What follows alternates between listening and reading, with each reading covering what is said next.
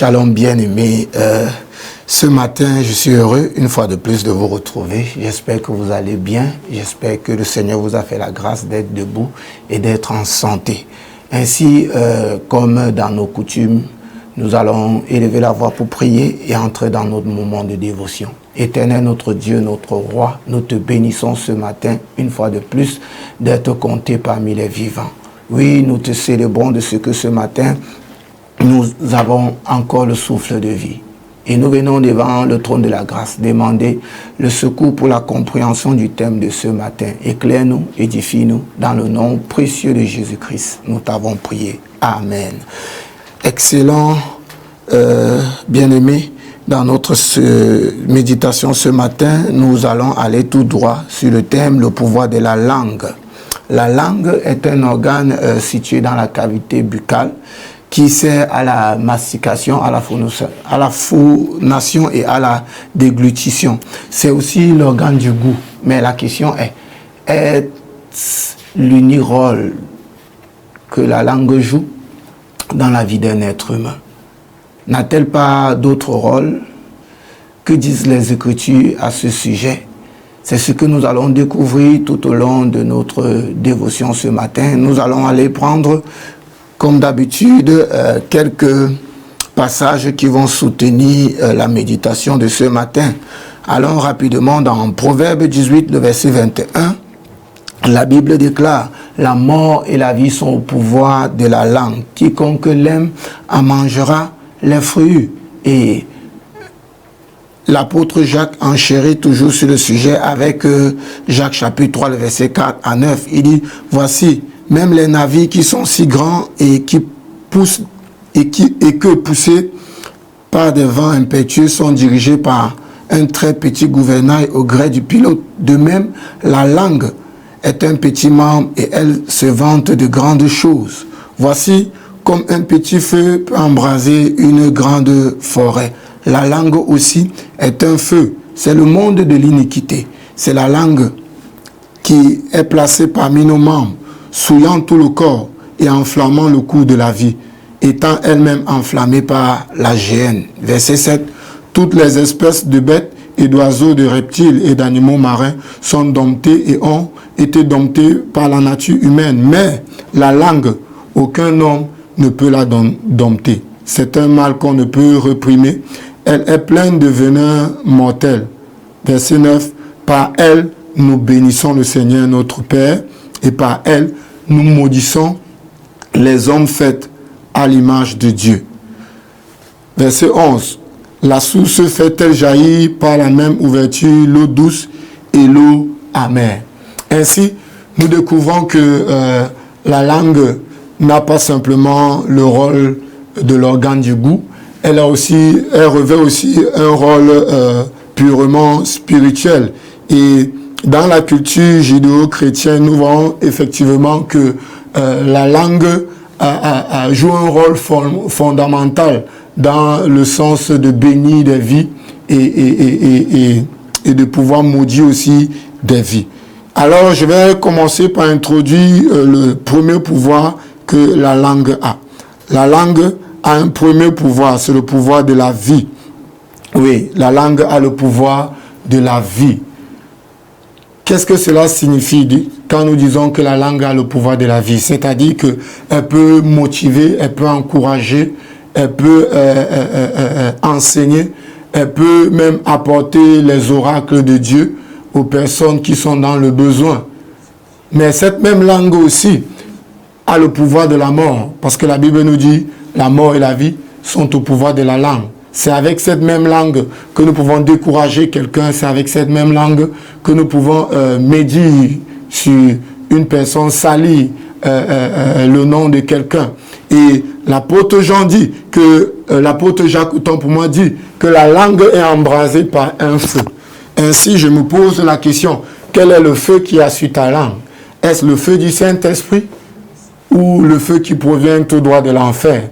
Parce que la qualité du feu qui a sur ta langue définit si elle va apporter la vie ou si elle va apporter la mort. Elle définit si elle va apporter la vie ou si elle va apporter la mort. J'étais ainsi en train de te dire que la langue a le pouvoir d'apporter la vie ou d'apporter la mort.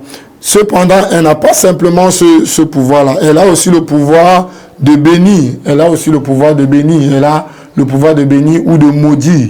Oui, parce que l'apôtre Jean nous le dit à partir du verset... à partir du verset... je vais rapidement là-bas. Oui, à partir du verset 8, il dit, mais la langue, aucun homme ne peut le dompter. C'est un mal qu'on ne peut réprimer. Au verset 9, il dit, par elle, nous bénissons le Seigneur notre Dieu et par elle, nous maudissons les hommes qui sont faits à son image. Nous voyons que la langue joue un grand rôle dans l'accomplissement d'une destinée. Elle a la capacité de bénir la personne qui en fait bon usage. Si de notre langue, ce sont des paroles positives qui viennent, nous aurons autour de nous une atmosphère positive. Si de notre langue, ce sont des paroles négatives qui en sortent, nous aurons autour de nous une atmosphère négative. C'est pourquoi, en tant que parents, en tant que des personnes instruites sur la question de la spiritualité, nous devons comprendre que la langue est un membre tellement important pour l'accomplissement de notre destinée que nous devons faire attention à la façon avec laquelle nous l'utilisons.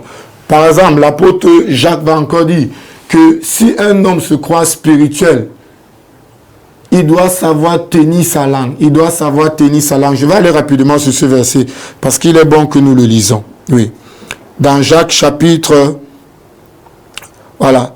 Jacques chapitre 1, le verset 26 dit, si quelqu'un croit être religieux sans tenir sa langue en bride, mais en trompant son cœur, la religion de cet homme est vaine. Donc, nous découvrons là que même le niveau de spiritualité de quelqu'un est mesuré par la façon avec laquelle il utilise sa langue. C'est pourquoi l'apôtre Jacques dit que si quelqu'un croit être religieux, je vais même aller un peu plus loin, si quelqu'un croit être spirituel, sa spiritualité sera visible sur la façon avec laquelle il utilise sa langue. S'il utilise sa langue pour le pouvoir du péché, parce que la langue a aussi le pouvoir de péché, oui, et il y a plusieurs péchés que la langue peut commettre. La langue peut mentir, la langue peut murmurer, la langue peut séduire. Et l'apôtre Jacques donc dit que si nous sommes spirituels, cette spiritualité-là doit transparaître sur la façon avec laquelle nous utilisons notre langue. La façon avec laquelle nous utilisons notre langue. Il dit bien, si quelqu'un croit être religieux sans tenir sa langue en bride, et il va dire quelque part que plusieurs hommes ont dompté plusieurs types d'animaux féroces.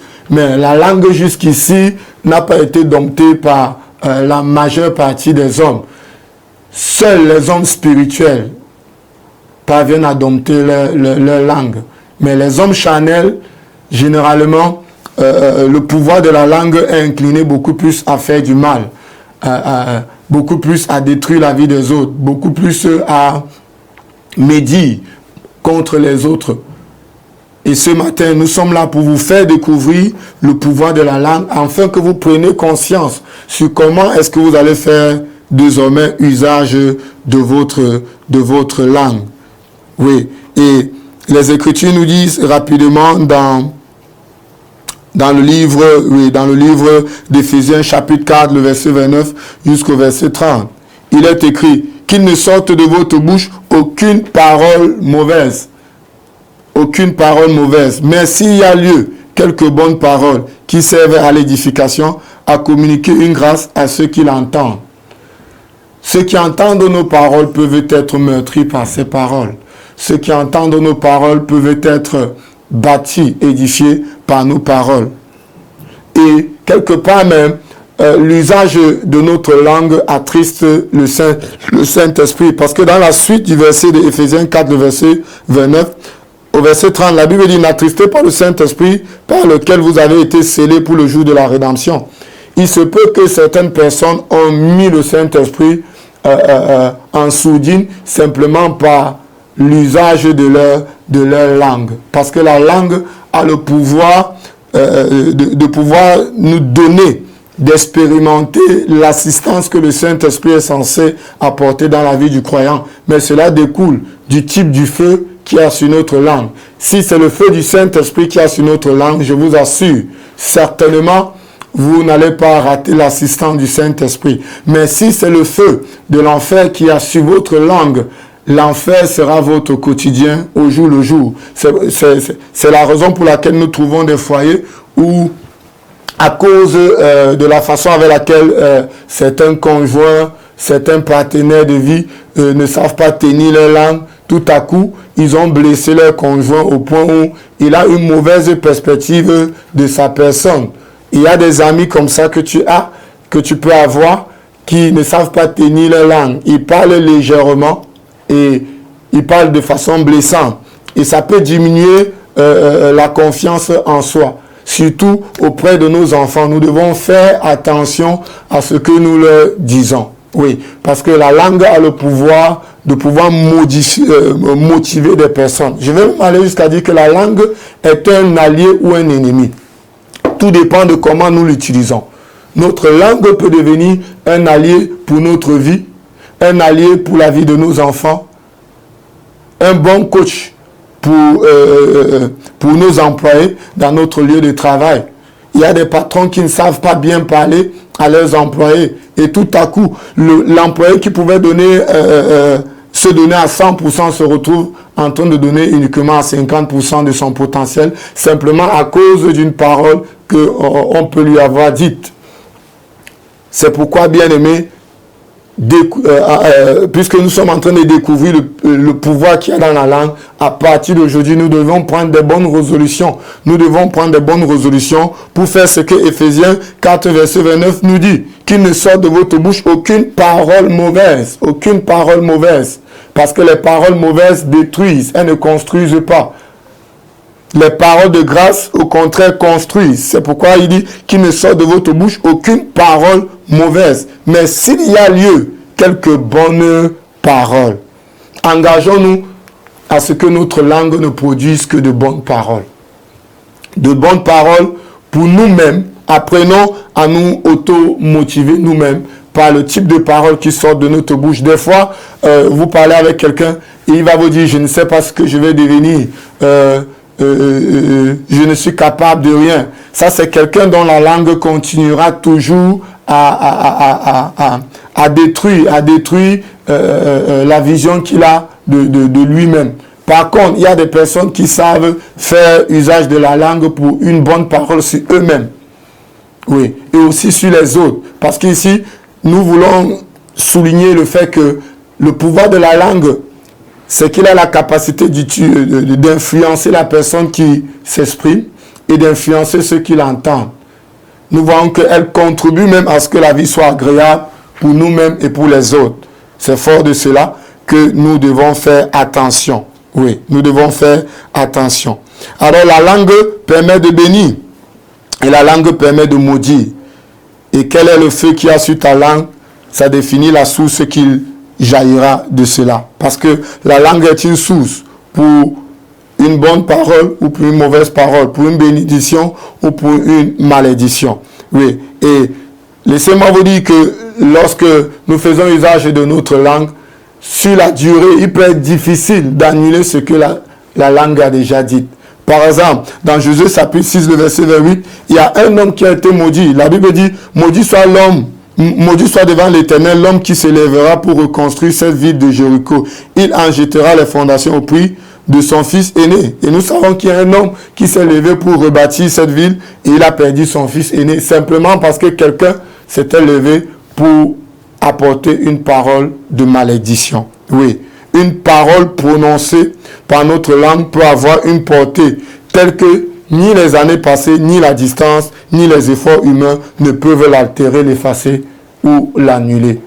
C'est pourquoi pensons bien avant de parler. Réfléchissons bien avant de parler. Sachons tenir notre langue. C'est pourquoi l'apôtre Jacques dit que l'homme qui peut tenir sa langue en bride a déjà dompté son propre corps. A déjà dompté son propre corps. Nous pouvons dompter notre langue, nous qui sommes chrétiens, par par la puissance du Saint-Esprit, nous pouvons dompter notre langue. C'est pourquoi celui qui parle en langue, c'est-à-dire celui qui parle en esprit, peut facilement dompter sa langue. Et celui qui parle beaucoup, la Bible dit, a beaucoup de péchés. Ainsi, bien-aimés, je crois, j'ai apporté la pensée du Seigneur pour ce matin, pour notre dévotion. Je fais rapidement un récapitulatif de ce que j'ai dit. Oui, la langue a le pouvoir de bénir. La langue a le pouvoir d'apporter la vie ou d'apporter la mort. Tout dépend de la personne qui l'utilise. C'est pourquoi quiconque fait usage de sa langue doit être vraiment discipliné pour ne dire que des paroles bonnes et non des paroles mauvaises. Ainsi, je vais prier rapidement. Père, au nom de Jésus, dans le précieux nom de Jésus-Christ, je viens prier pour moi-même et pour mes frères, afin que de nos bouches ne sorte aucune parole mauvaise qui puisse détruire, mais que de nos bouches sortent des paroles qui communiquent la vie, des paroles qui communiquent la grâce, des paroles qui peuvent motiver celui qui a l'esprit abattu. Seigneur, David pouvait dire, mon âme est abattue, mais je parle à mon âme. Père, donne-nous de toujours nous souvenir que nous avons le pouvoir de nous relever par les paroles qui sortent de nos propres bouches. Donne-nous de bénir nos semblables et de ne point maudire au nom de Jésus-Christ de Nazareth. Amen. Amen.